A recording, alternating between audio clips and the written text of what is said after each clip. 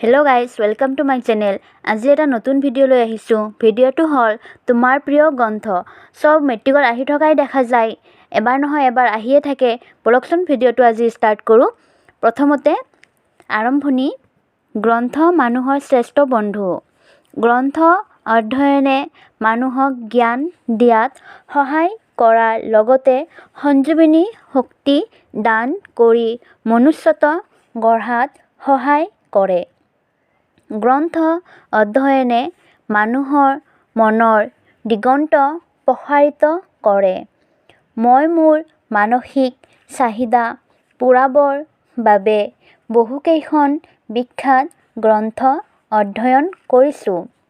ভাল লগা কিতাপৰ ভিতৰত থকা গ্ৰন্থৰ প্ৰিয় গ্ৰন্থখনৰ প্ৰতি প্ৰত্যেকৰে আকৰ্ষণ থাকে।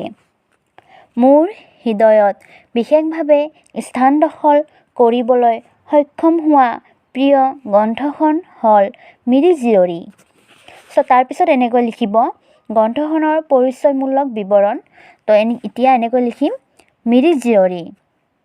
ৰজনীকান্ত বৰদলৈ ৰচিত 1894 চনত প্ৰকাশিত এখন অসমীয়া উপন্যাস। মিচিংসকলক আগতে মিৰি বুলি উল্লেখ কৰা হৈছিল। এটা সৰল প্ৰেম কাহিনীক ভিত্তি কৰি লিখা এই উপন্যাসত সেই সময়ৰ মিচিং সমাজৰ কিছুমান পৰম্পৰা আৰু নীতি নিয়মো বৰ্ণনা কৰা হৈছে। তাৰপিছত এনেকৈ লিখিব গ্ৰন্থমূলক বিষয়বস্তু।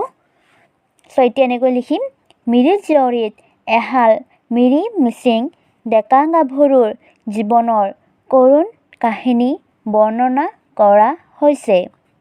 ডেকাজনৰ নাম জংকী আৰু গাভৰুজনীৰ নাম পানেই।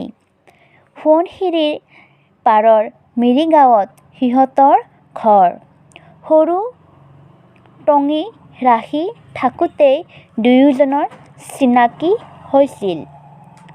এনেকৈয়ে দুয়ো শৈশৱৰ ৰং ধেমালিৰ লগৰী হৈ পৰিছিল। কালক্ৰমত দুয়ো ডাঙৰ হ'ল আৰু শৈশৱৰ ৰং ধেমালিৰ পৰা যৌৱনৰ ভালপোৱাৰ পাত্ৰ পাত্ৰী হৈ পৰিছিল। পানেইৰ দেউতাক তামেদে তাইক গামৰ পুতেক কুমুদলৈ দিবলৈ ঠিক কৰি থৈছিল। মাক নিমাই এবেলিলৈ জীয়েকৰ পক্ষ ল'ব খুজিও বাপেকৰ ওপৰত মাত মাতিব নোৱাৰিছিল। এইফালে জংকী আৰু পানেই মনৰ কথা জানি বুজি দুয়োকে চিৰদিনলৈ আপোন কৰি লোৱাৰ সংকল্প কৰিলে।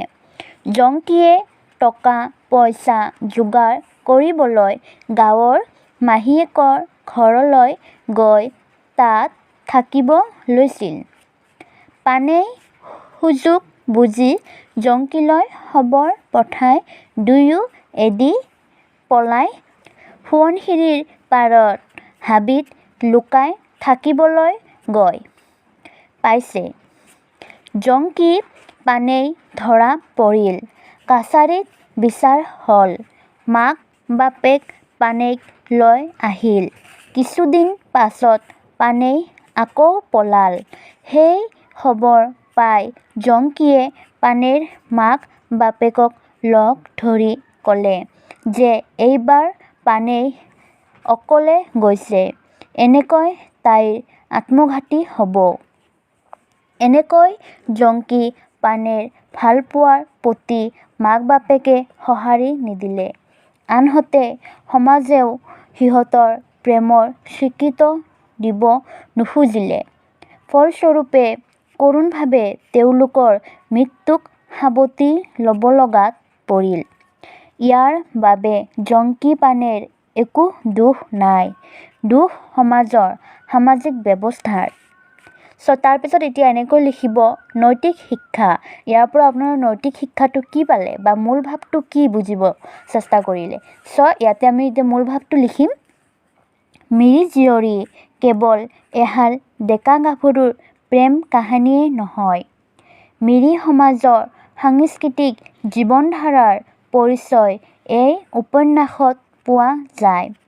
তদুপৰি লেখকে জংকী পানেইৰ কাহিনীৰ যোগেদি মিৰি সমাজৰ তথা অসমীয়া সমাজখনকে যে সকীয়াই দিলে।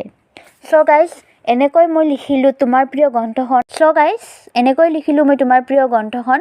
এই গ্ৰন্থখন বহুত দৰকাৰী গ্ৰন্থ হয়, মেট্ৰিক পৰীক্ষাত আহিয়ে থাকে, এবাৰ পিছত নহয় এবাৰে আহিয়ে থাকে। চ' আপোনালোকৰ যদি দৰকাৰী বুলি ভাবে ভিডিঅ'টো শেষলৈকে চাব আৰু ভিডিঅ'টো ভাল লাগিলে লাইক কৰিব, কমেণ্ট কৰিব আৰু ছাবস্ক্ৰাইব কৰি দিব। শেষলৈকে চোৱাৰ বাবে ধন্যবাদ।